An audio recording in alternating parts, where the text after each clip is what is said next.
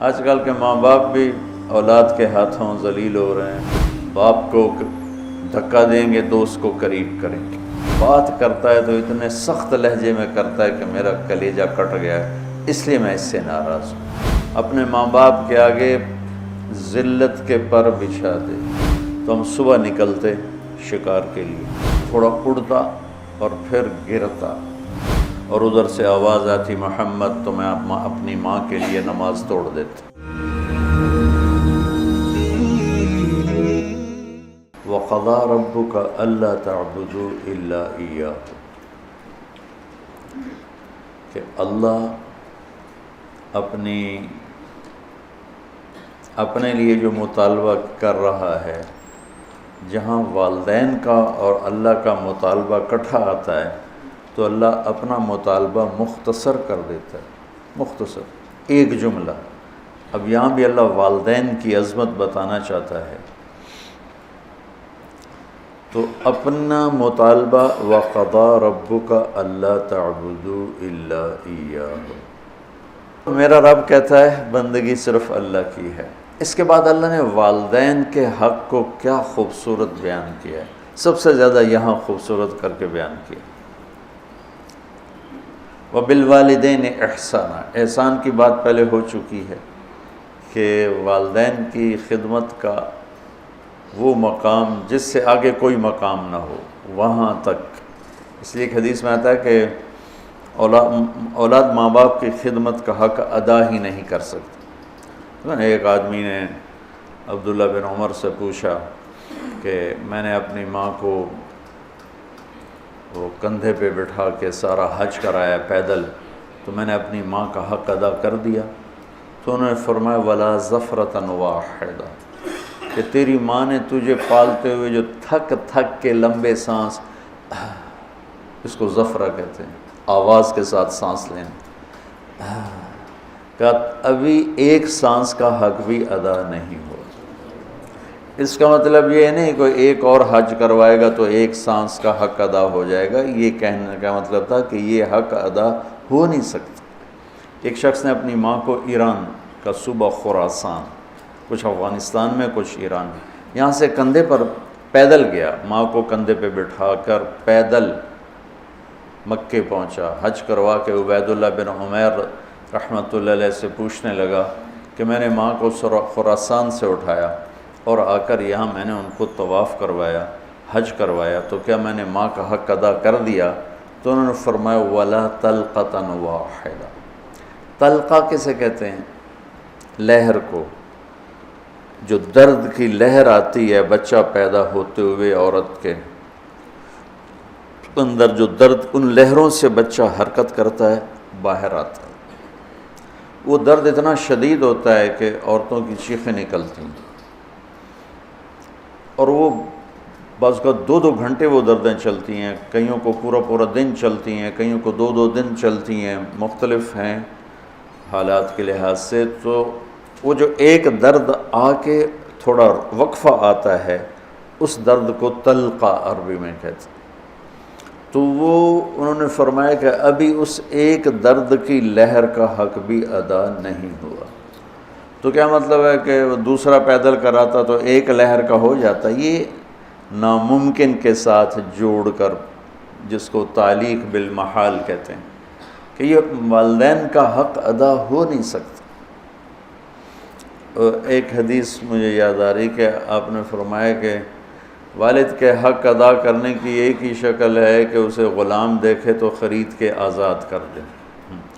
اس میں بھی یہ اشارہ ہے کہ یہ حق ادا ہو ہی نہیں سکتا، چونکہ جو بھی اپنے باپ کو خریدے گا وہ خود بخود آزاد ہو جائے گا۔ تو وہ شرط لگائی جو ہو ہی نہیں سکتی، تو جب شرط نہیں ہو سکتی تو مشروط بھی نہیں ہو سکتا، نہ نومن تیل جلے گا، نہ رادھا ناچے گی۔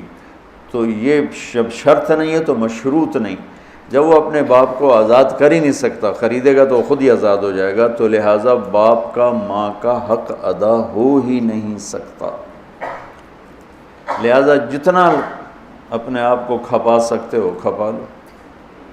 اما یبلغن عندک الکبر احدہما او کلاہما، اور خاص طور پر بڑھاپے کی عمر میں زیادہ محتاجی ہوتی اور زیادہ ماں باپ کو ضرورت ہوتی ہے، تو اللہ نے خاص طور پر اس عمر کا ذکر کر کے فرمایا کہ اما یبلغن عندک الکبر احدہما او کلاہما، جب یہ بڑھاپے میں آ جائیں، دونوں تیرے زندہ ہوں بڑی برکت ہے، ایک زندہ ہوں تو بھی بڑی برکت ہے، تو فلا تقل لہما اف ولا تنہرہما وقل لہما قولا کریما۔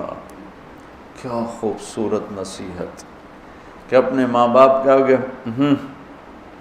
بعض اوقات چڑھ کے بچہ کہتا ہے یہ بھی اللہ تعالیٰ کہتا ہے نہیں کرنی۔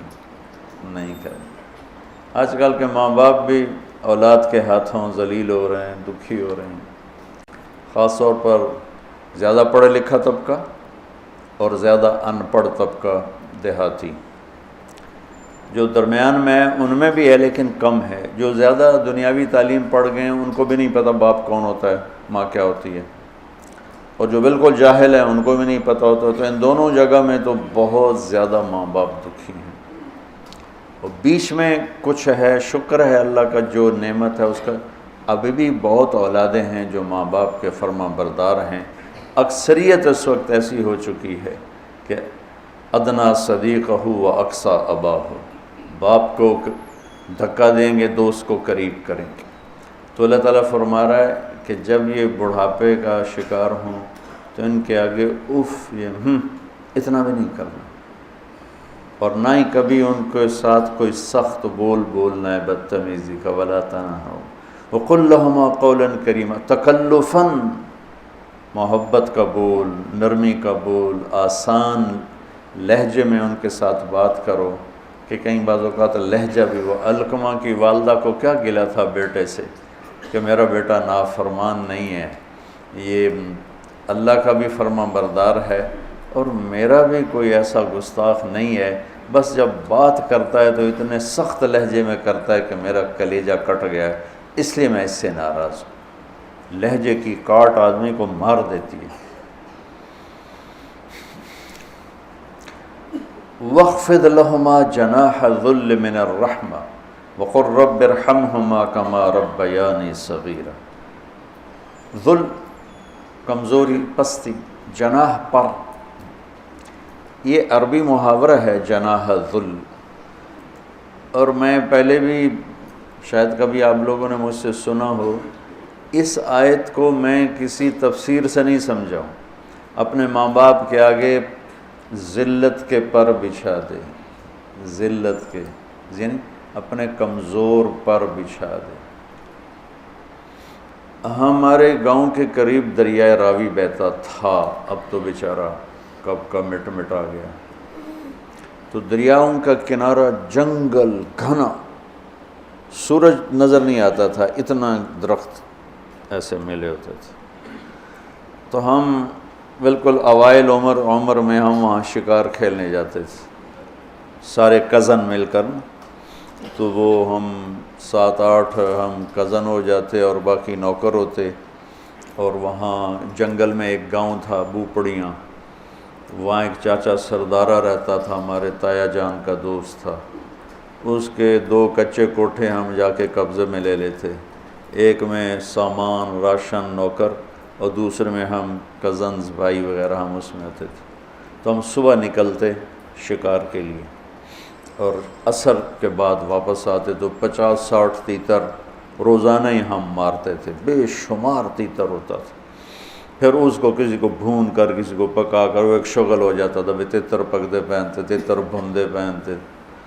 وہ جو چاچا سر جنگل میں چلتے چلتے فجوہ کھلی جگہ آ جاتی تھی، بالکل پلین، کچھ بھی نہیں وہاں، جیسے مطلب یہ ہال ہے نا، اتنی جگہ بالکل کھلی، اور دائیں بائیں اسی طرح گھنا جنگل، تو وہ جگہ ہوتی تھی شکار کی۔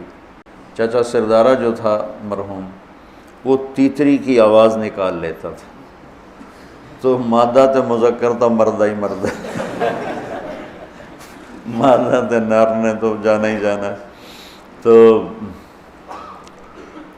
وہ چاچا وہ جھاڑیاں لے کر نا، جھاڑیوں کے وہ ٹہنیاں کاٹ کے کافی ساری، تو وہ میدان میں تھوڑا سا پیچھے ہو کے بیٹھ کے نا جھاڑیوں کے پیچھے بیٹھ کے تیتری کی آواز نکالتا،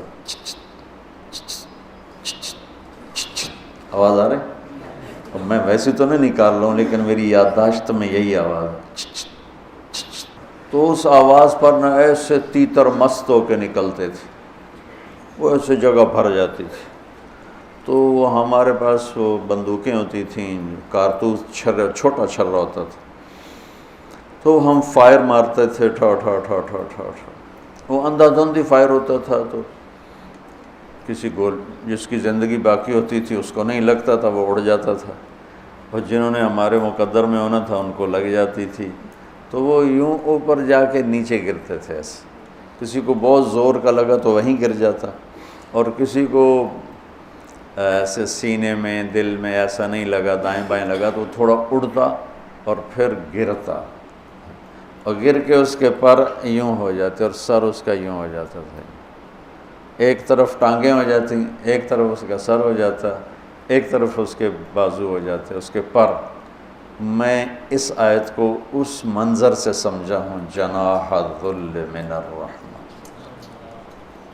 اب کسی تفسیر کی بات نہیں بتا رہا ہوں کہ اللہ تعالیٰ کہہ رہا ہے جیسے پرندہ زخمی ذبح ہونے کے لیے اپنے آپ کو پیش کرتا ہے، ماں باپ کے آگے اپنے آپ کو پیش کرتا ہے، من الرحمہ، محبت کی وجہ سے، رحمت کی وجہ سے، مجبوری کی وجہ سے نہیں۔ تو وہ بھی زبان حال سے کہہ رہا ہوتا ہے بھی ہن جو مرضی کا باہیں کو کے کھا تو باہیں ایویں کھا، ہن تو میں تیرے حوالے ہاں کہ میرے پروں میں جان نہیں ہے، پروں میں جان نہیں ہے۔ تو یہی تعبیر، ورنہ ہمارے کوئی پر تو نہیں، ہمارے تو بازو ہیں، بازو بچھا دو۔ ترجمہ تو ایسے ہی کرتے ہیں کہ اپنے بازو بچھا دو۔ بازو بچھانا بھی محاورہ ہے، مطلب ہے کہ ان کے سامنے پوری طرح جھک جاؤ، اور پھر ان کو وقر رب ارحمہما کما ربیانی صغیرا، یا اللہ انہوں نے جیسے مجھے پالا بچپن میں تو ان پر رحم فرما۔ ابو ہریرہ رضی اللہ عنہ روزانہ صبح جب گھر سے نکلتے تو اپنی ماں کو کہتے السلام علیک یا اماں رحمک اللہ کما ربیتنی صغیرا، اور آگے وہ کہ ورحمک اللہ یا بنی کما بررتنی کبیرا، وہ آگے یہ کہتے ورحمک اللہ یا بنی کما بررتنی کبیرا۔ یہ ماں بیٹے کا تعلق۔ اللہ کے نبی نے اس خواہش کا اظہار فرمایا کہ اگر میری ماں زندہ ہوتی اور میں عشاء کی نماز کے مصلی پہ کھڑا سورہ فاتحہ پڑھ رہا ہوتا اور ادھر سے آواز آتی محمد، تو میں اپنی ماں کے لیے نماز توڑ دیتا۔